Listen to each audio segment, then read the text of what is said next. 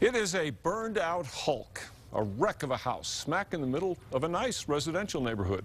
And worse than its appearance, it has become a magnet for all kinds of crime and criminals.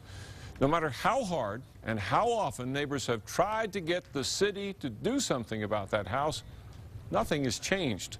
Kim Holland went on special assignment to find out why.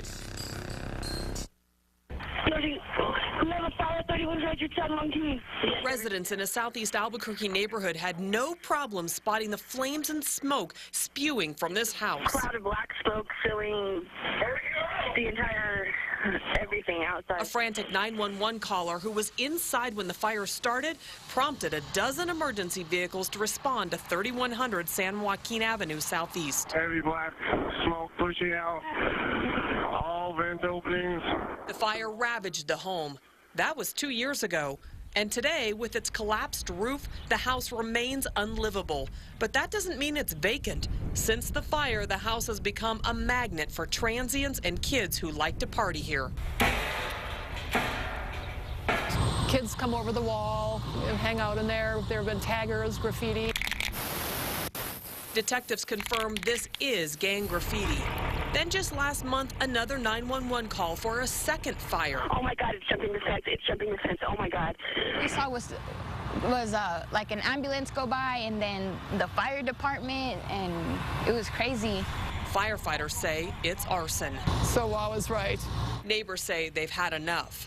It's a bad house. It's a great neighborhood. It's got one bad house, and that's it. After a couple of years of telling people it's a problem and nothing's done, now I'm ticked off. The city is well aware of this property. When somebody lived here, the city cited that owner 8 times for having junk and cars on their property. Firefighters have been here twice, and police have checked out suspicious people on the property. The city has boarded up the house. We wanted to know why it hasn't been torn down. The code enforcement manager admits this house is an eyesore, a nuisance, and a danger. Since the 2 years you guys have found out about it, it's sat in disarray. How come the city hasn't done more? Well, you know, there's a process. We have to give the property owner a chance to take care of their property.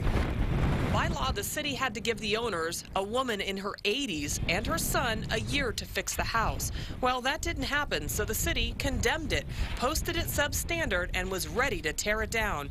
That was 10 months ago. The city council could have voted to demolish the building at that time, but it postponed taking action 10 times.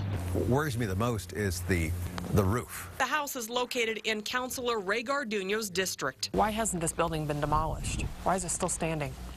Oh, well, the promise was that something would be done by the owners. Garduno says the reason for the extension, the owner's son tried to sell the house and told Garduno there were some offers on the table that later fell through. The city is not in the business of taking over property. The last item on the agenda now. But now the city council is done being patient. So on April 18th, the council voted unanimously to allow the owner to tear down the house. If that doesn't happen in about 30 days, the city will do it for them and put a lien on the property.